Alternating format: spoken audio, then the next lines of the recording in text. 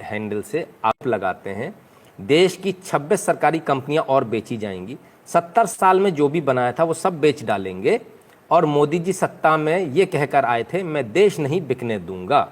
बिल्कुल ठीक बात है, ऐसा ही कहा था, मुझे भी याद है। मतलब देश में कुछ भी बिकने से नहीं बचने दूंगा, मोदी है तो यही मुमकिन है, स्टॉप सेलिंग इंडिया।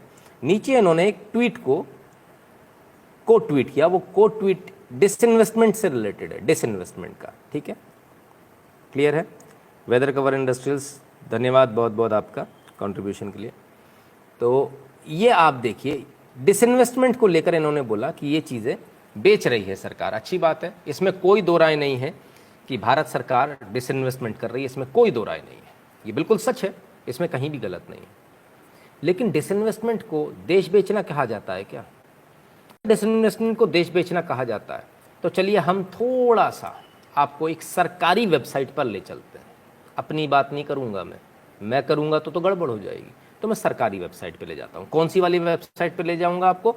भारत सरकार के 3 शेयर वाली। इस सरकारी वेबसाइट का नाम है department of investment and public asset management, ठीक है, DIPAM.gov.in दिखा रहा हूं मैं आपको, और करीब से दिखा देता हूं, ठीक है, भारत सरकार की वेबसाइट दिखाऊंगा साहब, इसके अलावा नहीं। अब मैं 2009 और 10 की बात करूंगा डिसइन्वेस्टमेंट की। क्या है? Past disinvestment. कौन से फाइनेंशियल ईयर के? 2009 और 10 के। 9 और 10 में किसकी सरकार थी? सोनिया गांधी सरकार थी, मनमोहन सिंह सरकार थी। कितने डिसइन्वेस्टमेंट हुए जरा मैं आपको दिखाऊं तो जरा देख लीजिए। NHPC का डिसइन्वेस्टमेंट हुआ, name of CPSES, NHPC, oil India limited, NTPC, rural electrification, NMDC। कितने हो गए? 1 2 3 4 5, एक साल में 5, ठीक है, सिर्फ 2009 और 10 में। चलिए अब मैं तो 2010 और 11 में आपको ले चलता हूँ, ठीक है, फाइनेंशियल ईयर 2010 एंड 11। ये भी कौन सी सरकार है? सोनिया गांधी सरकार, right. SJVN limited, engineers India limited, coal India limited, power grid corporation of India limited, MOIL और shipping corporation of India limited. ये बेच मारे इन्होंने। पहले कितने बेचे थे? 5, अब 6 7 8 9 10 11, कितने हो गए? 11। 2 साल में 11 पे पहुंच गई कहानी। चलिए थोड़ा और आता हूं आपके 11 और 12 में, वही सोनिया गांधी सरकार, मनमोहन सरकार। 12 हो गए थे, कितने हो गए थे? 11 हो गए थे, right. Power finance PFC limited and oil and natural gas corporation limited, इन 2 का इन्वेस्टमेंट और 12 13 हो गए, ठीक है साहब। और देखिए और कितने इन्होंने डिसइन्वेस्टमेंट किए, कितनी कंपनियां इन्होंने बेची। अब हम भी कहते हैं कांग्रेस ने भारत को बेचा था। अब 12-13 की बात करूंगा, 2012 और 13 में कितनी कंपनियां बेची। चलिए आ जाइए। NBCC limited, national building construction corporation limited, Hindustan copper limited, NMDC limited, Indian oil India limited, NTPC, RCFL, NALCO, SAIL, ठीक है। पहले कितने हो गए थे? मेरे ख्याल से 13 हो गए थे, 12 या 13 हो गए थे। 14 15 16 17 18 19 20 21, कितने हो गए? अब 21 हो गए, राइट। 2012-13 में अभी खत्म नहीं हुआ, क्योंकि 14 तक इनकी सरकार थी, 14 में मोदी सरकार आई है, तो जरा 13-14 तो ले लो।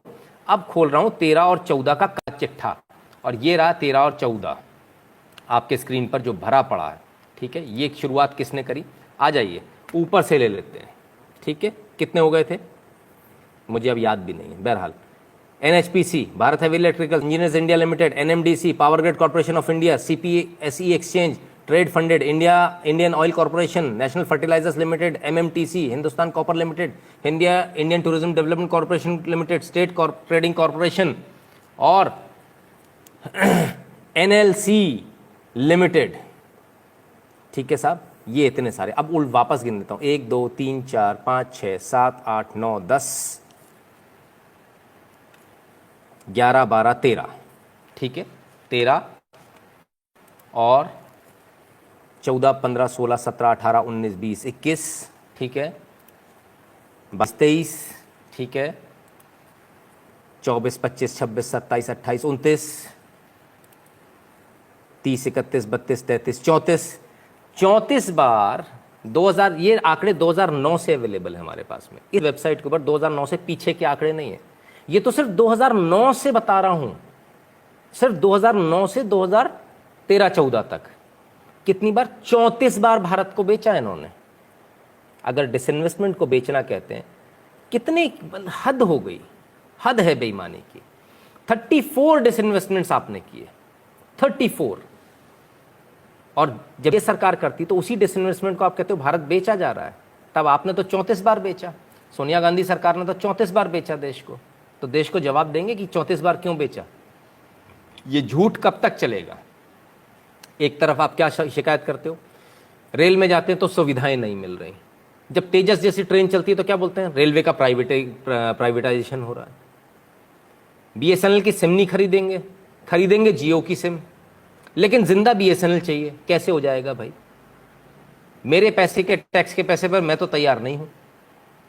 या तो आप बीएसएनएल की सिम खरीदो, या बीएसएनएल वाले अपनी क्वालिटी में इतना सुधार लाएं कि लोग उनकी सिम खरीदें। उन्होंने खरीदनी नहीं है, उनका रवैया बदलता नहीं है। आप सरकारी हॉस्पिटल में चले जाइए, वहाँ भी यही हाल है। जब सब जगह यही हाल है तो लोग क्या बोलते हैं, अरे यार इससे तो प्राइवेट में बड़ा अच्छा है। आप जाइए जियो के काउंटर पर और बस अंगूठा लगाना है आपको, और आपको सिम दे देता है और चालू हो जाती है। बीएसएनएल वाला एक दिन में भी चालू करता है सिम, तो भी एहसान दिखाकर करता है कि देखो मैंने तुम्हारी सिम जल्दी चालू करा दी। राइट, ये है। ऑयल इंडिया एनएचपीसी 2-3 बार आ गए। हाँ बिल्कुल 2-3 बार आएंगे सर, क्योंकि इसका 2-3 बार डिसइन्वेस्टमेंट हुआ है, एक बार नहीं हुआ है। जितनी बार हुआ, जितने फाइनेंशियल ईयर में हुआ उतनी फाइनेंशियल ईयर में दिखाया। और आज फिर से एनएचपीसी और इन सब का नाम आपको दोबारा मिल जाएगा, ऐसा नहीं है कि नहीं मिलेगा। क्योंकि स्टेक ऑफलोड जो होती है, सरकार की जो भागीदारी है, वो एक बार में पूरी खत्म नहीं करती सरकार, थोड़ा थोड़ा करके ऑफलोड करते। कभी 5% कर दिया डिसइन्वेस्टमेंट, कभी 10% कर दिया, सरकार को जब जितना डिसइन्वेस्टमेंट जरूरी लगता है। Right, so it is not कि एक ही बार होगा। ठीक है, तब जाना प्राइवेट में है इलाज कराने, सिम प्राइवेट चाहिए है, बैंक प्राइवेट चाहिए है, सब कुछ प्राइवेट चाहिए, तो ये सरकारी क्यों रखें फिर, जब हम सब कुछ प्राइवेट में ही जाना है। प्राइवेट में सुविधाएं अच्छी मिलती हैं, घर पे आके बैंक वाला खाता खोल देता है, आपके ऊपर उल्टे सीधे चार्जेस नहीं लगते, लगते हैं तो आप कंप्लेंट करते हो तो वापस आ जाते हैं। स्टेट बैंक में सुनवाई नहीं होती है, होता है ना आपके साथ, मेरे साथ भी हुआ है, ज़बरदस्ती का मेरे ऊपर डेबिट लगा दिया। ठीक है ना, तो ये तमाम सारी चीज़ें, जब ये सारी चीज़ें हैं, सरकारी स्कूल में बच्चे को पढ़ाना नहीं, प्राइवेट में पढ़ाना, तो फिर आखिर इन स्कूल को, बिल्डिंगों को, इन बड़े बड़े टेलीफोन एक्सचेंज को, इन बड़े बड़े बैंक्स को खोलने का फ़ायदा क्या है। क्यों इसके लिए हम लोग पैसा दे रहे हैं, इनकी तनख्वाहों के लिए क्यों पैसा दे रहे हैं, इसकी कोई आवश्यकता नहीं है। सरकार भी डिसइन्वेस्टमेंट इसी प्रक्रिया के तहत करती है। सुधीर द्विवेदी जी बहुत बहुत धन्यवाद आपका। तो जब ये डिसइन्वेस्टमेंट होता है, डिसइन्वेस्टमेंट को एक जामा आजकल जो व्हाट्सएप यूनिवर्सिटी वाले अनपढ़ जो पढ़ा रहे हैं, वो ये पढ़ा रहे हैं देश बिक रहा है। तो भाई देश 34 बार बेचा, 2009 से 2013-14 तक 34 टाइम्स। और ये मैं नहीं कह रहा हूँ, अगर आपको मेरे आंकड़ों पर कहीं से भी शक है तो आप कुछ मत कीजिए, आप इस सरकारी वेबसाइट पर चले जाइए, और ये इस वेबसाइट को अच्छे से दिखा देता हूँ, देख लीजिए, dipam.gov.in। ठीक है, उसमें आपको सब कुछ, सारे आंकड़े मिल जाएंगे। चिराग जी बहुत बहुत धन्यवाद आपका। क्लियर है, बिल्कुल क्लियर है। आप लोगों को जो बेवकूफ़ बार बार बनाया जा रहा है उसमें समझ में आ रहा है क्या हो रहा है क्या नहीं हो रहा है। ठीक है, और ये जो सारी चीज़ें हैं, डिसइन्वेस्टमेंट इसलिए नहीं होता कि हमको इसको प्राइवेट कर देना है, बेच देना है। इसका मतलब ये होता है हमें इसकी कार्य कुशलता बढ़ानी, कार्य क्षमता बढ़ानी। पीपीपी पे जाती हैं चीज़ें, पब्लिक प्राइवेट पार्टनरशिप। ठीक है ना, उस पर जाती हैं चीज़ें।